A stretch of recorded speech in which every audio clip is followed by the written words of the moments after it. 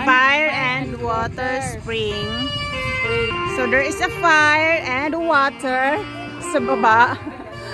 Hindi yan man-made guys ha, natural yan. Totoo ba yun? Yes, hindi yan man-made. May story yan yung pinicturean natin. Yun yung story. Ihi daw yan ng something prince or...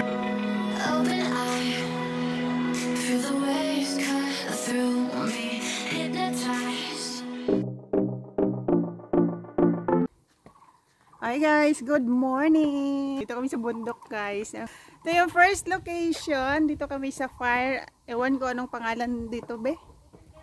Basta yung fire. And I'm with Nits. Fire! Yeah. Hi! With payong. With pagkain. Ayan. Food is life. Food is life. So punta ka namin sa aming first location guys. Fire and water spring. Doon kami pupunta. Ito yung daanan. Going na kami sa aming first location, yung fire and water spring. So maraming tindahan dito guys. Nagtitinda sa gilid. Malayo to guys ha. 1.5 hours away sa city. Sobrang layo. Bundok-bundok to guys.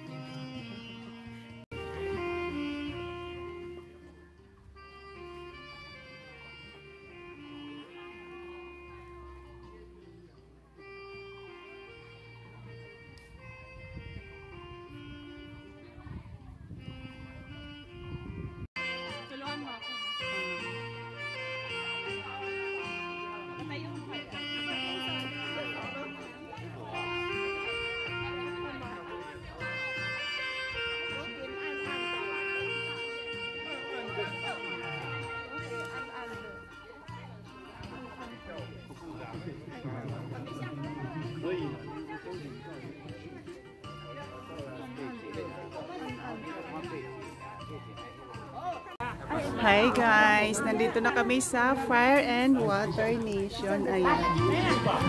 The last airbender is ako. Kita niyo yan? Ayan. So ayan guys. Tingnan niyo guys, sobrang ganda. So amazing.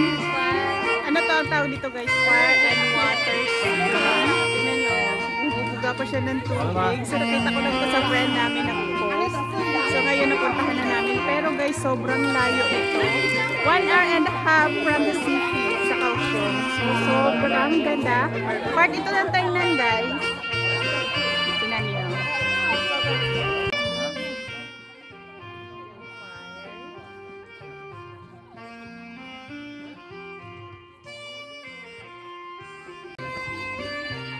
So video nyo guys, sayang yung pagkakataon.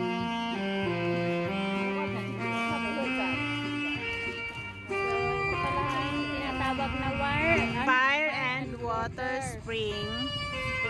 Yes. So there is a fire and water sa baba. Hindi yan man-made gana. Hindi yan namamatay? Hindi. Hindi yan man-made guys ha. Natural yan. May chemicals yan. Parang vulkan yata yan sa ilalim. Hala, sisabog joke. Totoo ba yun? Yes, hindi yan man-made. May story yan yung pinicturean natin. Yun yung story. Ihi daw yan ng something prince or...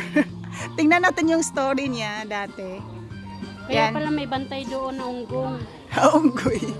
Hindi yan man-made guys. Hindi ito man-made. Natural yan. Natural yan. Siguro.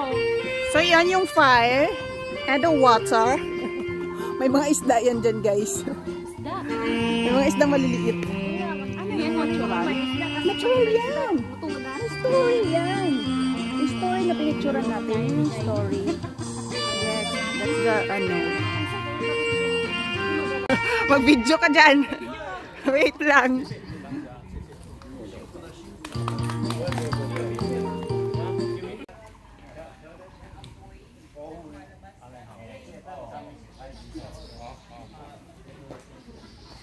Ito guys ay Fire and Water Spring o the Southeast Sento Mountain. May natural gas siya sa ilalim na lumalabas dito sa taas, kaya nag-aapoy siya.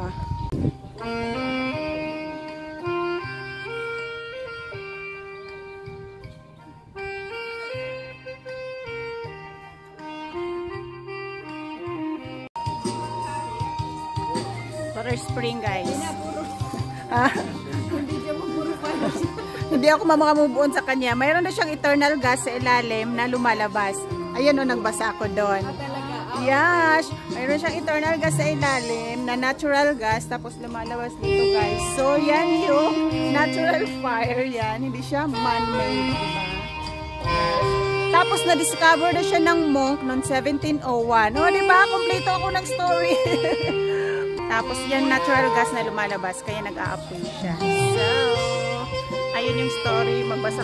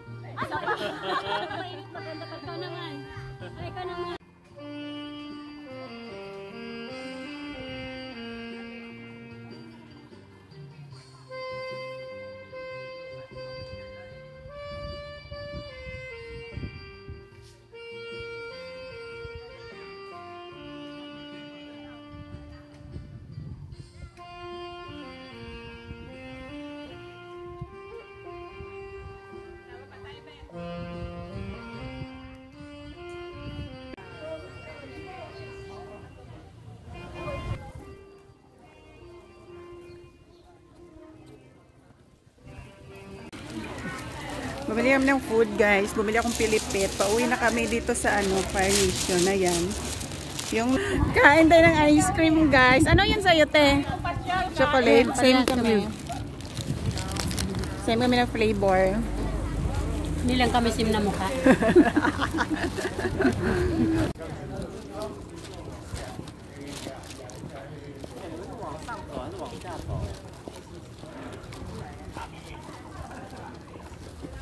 Pauwi na kami guys.